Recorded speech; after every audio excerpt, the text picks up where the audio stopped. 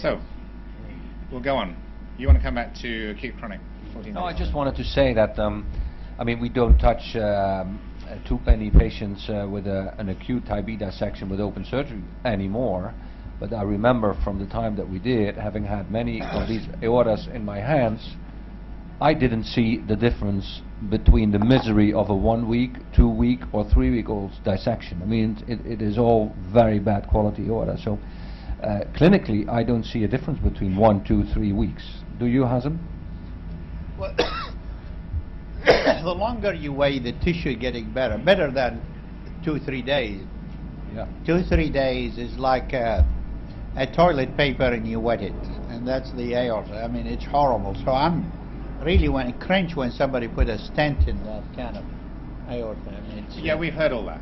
okay, I'm not going to scare you. I mean, just to tell you. But the longer you wait, the better. Yeah. Okay. Santi again. Thanks. I would agree with Dr. Safi when he say acute and chronic and not subacute, but this is a little bit in contrast with Dr. Criado said this morning regarding the acute cases with ruptured aorta that were treated with the mean interval time between the onset of symptoms and the rupture over 200 hours. That means almost 9 days. So what we are talking about, I mean, are these still acute or probably are something different? So this was touched on this morning, wasn't it? The fact that if you have an acute, say, type A, for instance, that is hemodynamically stable, would you insist on doing that in the middle of the night, or would you tend to wait? Michael? I would tend to wait. Yeah. Until they were stable, until their blood pressure recovered, until you have blood products? Yeah. Is that the same, Stephen? The question is, when do you operate on acute type A dissection? And I have to say it has to be at the earliest opportunity. Unless they have streptokinase and lots of antiplatelet agents. With streptokinase, we used to go ahead straight away with aprotenin. They don't get streptokinase now. The antiplatelet issue is a problem. But I think the principle is you still, if you're going to have on-call teams to do emergency cardiac surgery, then an aortic dissection goes to theatre at the earliest opportunity. Okay, Hazem? Well, we looked into our experience, and John Elftergiadis from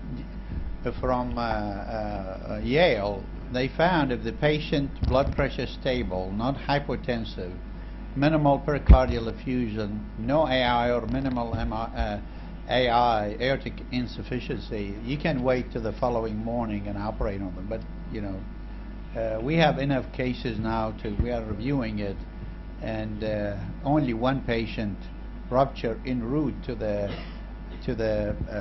operating room out of, I think, 30 patients.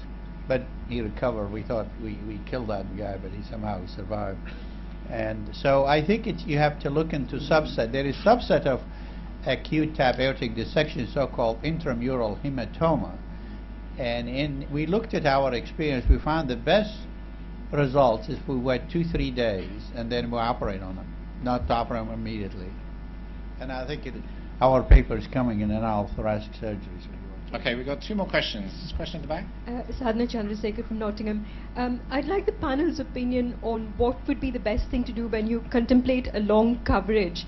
For instance, we've got a patient who has a chronic type B dissection that happened at some undefined point in the past.